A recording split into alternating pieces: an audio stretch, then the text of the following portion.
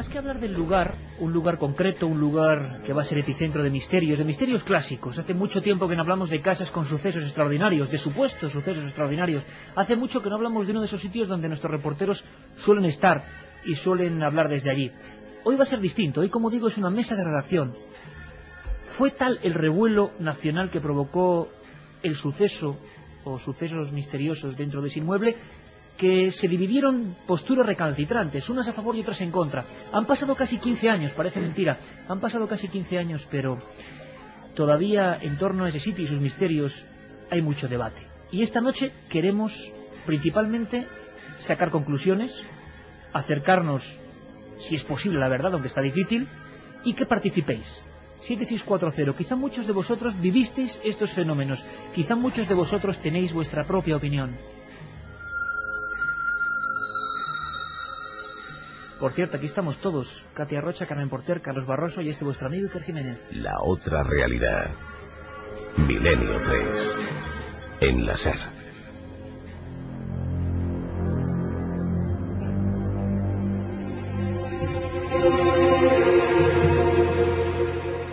Me gustaría que escucharais una voz porque es la característica viva de lo que supuso aquel fenómeno. Da la sensación de que hoy en día las noticias no son como antes. Yo siempre me refiero al célebre tema de las caras de Belmez cuando digo, caramba, 25 portadas. Hoy, vamos, ni las Torres Gemelas provocarían algo igual. Antes la información, hace 15 años, no tanto tiempo, se trabajaba de otra forma. Se intentaba llegar al epicentro de las cosas. La vorágine de las noticias no ahogaba lo que eran fenómenos singulares. Uno de ellos llegaba hasta la cadena SER y provocaba una tremenda expectación. Pero mejor vamos a escucharlo. A todo esto hemos de añadir, Carmelo Encinas, que los propios vigilantes del palacio han hecho constar que no las tienen todas consigo, ¿verdad? Parece que han demostrado su miedo, incluso han exigido entrar allí con perros que les han tenido que permitir hacerlo, porque no es muy normal que se entre con un perro en un palacio que tiene esas riquezas de las que nos hablaba la doctora, pero lo cierto es que les han tenido que dejar porque si no, no entraban, les daba miedo. Decíamos, es el Palacio de los Linares, junto a Cibeles, en el corazón mismo de la ciudad. La historia de los Linares, una historia casi de novela romántica del siglo XIX, se convierte en la base de sustentación de toda la historia, que ahora podría hacernos también llegar bastante lejos. ¿De quién es la voz que dice no tengo mamá? ¿De quién es la voz que dice nunca? Era Iñaki Gabilondo, era el Hoy por Hoy, y era una expectación nacional sin precedentes en la historia del misterio, solo comparable, como decíamos, a las célebres caras de Belmez.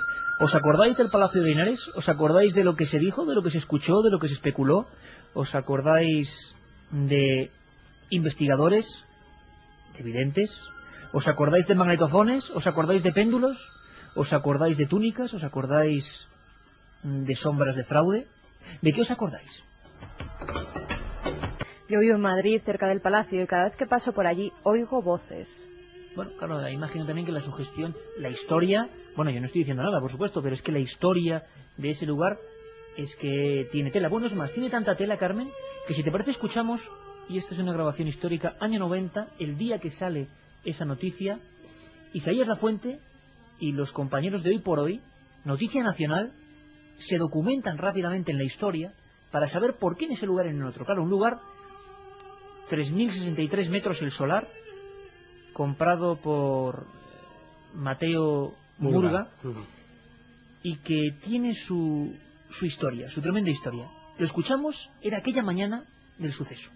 José de Murga era marqués de Linares y senador del reino en la segunda mitad del siglo XIX. Cuando su hijo ya estuvo en edad de ennoviarse, le dio un consejo: cuando quieras buscar mujer, no te guíes sino por tu gusto, porque para eso tú ya vas a aportarlo todo en esta vida. Así que el hijo del marqués le hizo caso y al cabo del tiempo conoció a una muchacha de la que se enamoró. Era hija de la estanquera de la calle Hortaleza. Cuando le comunicó sus amoríos a su padre, el marqués de Linares, cambió el color de su cara y le envió inmediatamente a Londres para separarle de esa muchacha. Al volver el hijo de Londres a Madrid, se encontró con que su padre ya había muerto y por ello decidió casarse con esta muchacha, la hija de la estanquera.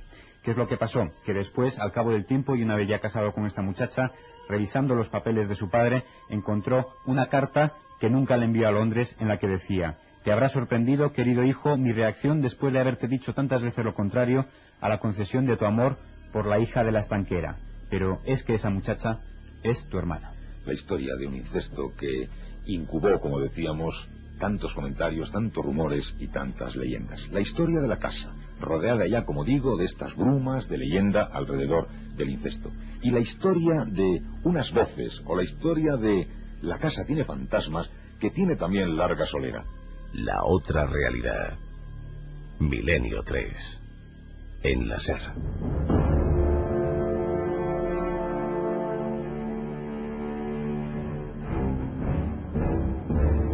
1:35, 22,2 grados, ha descendido la temperatura normal. Estamos hablando del Palacio de Linares con todas sus leyendas, ingredientes, historias. ¿Qué de verdad y qué parte de misterio añadido, inventado? Como siempre en este programa, cada uno de vosotros, cada uno de los amigos oyentes, sacará su conclusión. Lo que es cierto, y yo no sé si notas que estamos disfrutando, porque desde luego esto, como decía antes, parece la redacción de un periódico antiguo, y tan antiguo, Francisco, tan antiguo, que vamos a ir a por un periódico antiguo. Un periódico que se llamaba Gaceta de Madrid, y que fíjate de qué informaba. Crónica madrileña, 12 de mayo de 1872. Entre los solares que ha adquirido en las últimas semanas don José de Murga, destaca el de 3.063 metros, ubicado frente al Salón del Prado y muy cerca de la Cibeles, orientado principalmente a la calle Alcalá y Recoletos. Terreno imponente en el que en breve comenzará la edificación de un soberbio palacio que será decorado por Pradilla, Plasencia y Domínguez, y alzado, según nos confirman nuestras fuentes de la alta sociedad, sobre piedra arenisca traída ex profeso desde las tierras levantinas de Novelda.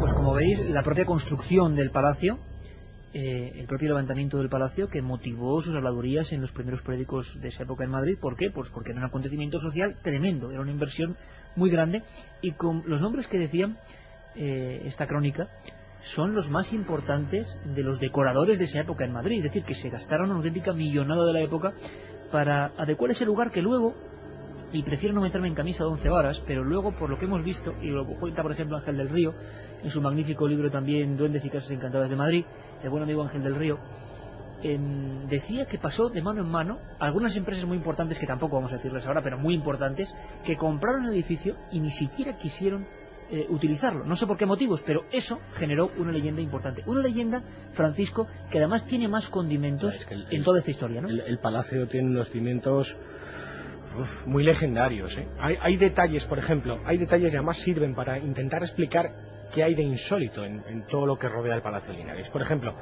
el matrimonio que lo firma el rey I Amadeo de Saboya entre los marqueses de Linares, bueno, pues años más tarde ellos descubren a través de una carta, y esto es lo que cuenta la leyenda, que son hermanos. Ella es hija ilegítima de Mateo de Murga. Bueno, ellos en ese momento deciden separar las viviendas del palacio para que residan. En la primera planta reside el marqués y en la segunda la marquesa.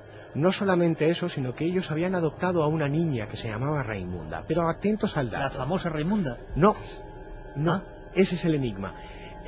Todo el mundo oficialmente conoce que hay esa hija adoptiva que es Raimunda, pero en muchos de los tapices y cuadros, Santiago lo sabrá muy bien porque lo ha visto, aparece otra niña con esa Raimunda, y se las llamaba las señoritas. Aparece la niña en los tapices. Aparece una niña, pero una niña de la que no hay constancia, nadie sabe qué es, pero mira, aparece Antonio con Bravo la hija diciendo, se está imaginando como yo la niña en los tapices ahí, con esta música niñas, a esta hora, imagínate. y esas niñas son apodadas en la época como las señoritas de Avecillas. Avecillas, claro, tienes toda la estructura, tienes todas las piezas del puzzle para que la leyenda de ese fantasma, supuesto fantasma, ente de una niña, de una joven deambulando por el palacio, cobre forma, ¿no? Un matrimonio roto, una hija adoptiva, una situación histórica horrible, de pesadilla, una presencia en cuadros junto a la hija oficial de alguien que no se sabe quién es. Está absolutamente todo reflejado en ese edificio de 3 plantas, ladrillo blanco, suntuoso y muy barrocamente decorado, que es el Palacio. Cito, Francisco, al gran cronista de Madrid, Ángel del Río, y compañero en las tareas radiofónicas, que el Papa León XIII, Casti Connubii, tuvo que hacer esa bula para permitirles vivir en el mismo techo. Esa historia de la niña adoptada, nacida en incesto, lo que sea, y luego cuenta que nunca se pudo datar, pero surge la leyenda registrada en varios periódicos de Madrid, de que esa niña no muere. Bueno, primero, que el protagonista de esta historia, masculino, se acaba suicidando, y es más, dicen algunos que se entierra en el propio acceso al palacio, porque claro, al suicidarse no podía ser enterrado en Camposanto. Y Santiago, hay una historia de una niña que desaparece, dicen, dentro del propio palacio, ¿no? Mira, Iker, hay un personaje histórico que existió, y es una tal Raimunda Avecilla. Pero claro, aquí viene el lío. ¿Quién es Raimunda Avecilla? Claro. Para unos, Raimunda Avecilla es la hija de los marqueses de Linares, que cuando se enteran que son hermanos, tienen que renunciar, lógicamente. Raimunda Avecilla, la versión oficial u oficiosa, se supone que era la hija del administrador de los marqueses. Pero hay un dato muy interesante, y es que al fallecimiento de los marqueses se la declara heredera universal de su título y su fortuna. ¿Quién era esa niña? Pregunto yo. ¿Quién es la niña que aparece en los tapices? Y que hubo una niña, está claro, porque hay un dato, Francisco, lo sabéis. Si no había niña, ¿para qué construyen una casa de muñecas en el jardín?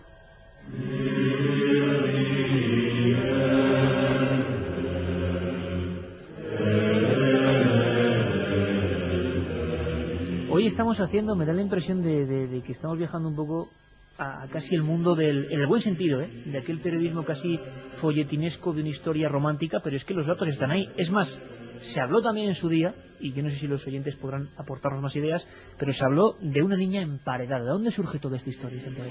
Pues no se sabe realmente, Iker, no se sabe. Todo forma parte de una leyenda. Se habla de una tal Sara, también, una tal Sara. También se habla de vínculos con Cuba. También se dijo que una segunda niña que podría existir, que pudo existir, pues que era mulata, precisamente, pero no hay nada de cierto. Lo que sí es cierto, y no me quiero adelantar al guión que tienes preestablecido ya, son las psicofonías.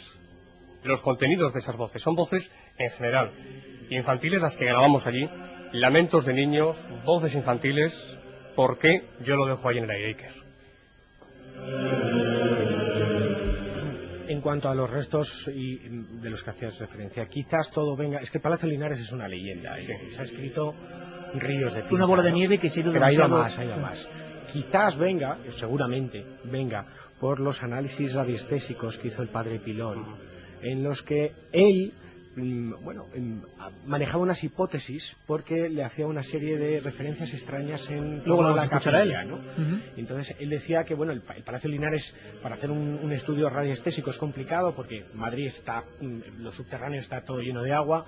El Palacio Linares además se juntan dos arroyos subterráneos muy potentes en la capital y que el famoso arroyo Abroñigal, ¿no? Efectivamente. Entonces, pero en la capilla no hay esas aguas subterráneas, o no coincidía con los planos que hay. Y posiblemente esas señales extrañas de la radiestesia del péndulo eran por restos humanos. Ojo, esto no es ninguna locura. Tenemos muchas casas del siglo XIX donde en las capillas o en las iglesias había criptas. Es decir, y hallarse restos humanos era una cosa relativamente... Y seguramente de ahí venga, pues esa otra leyenda de que haya emparedado a alguien.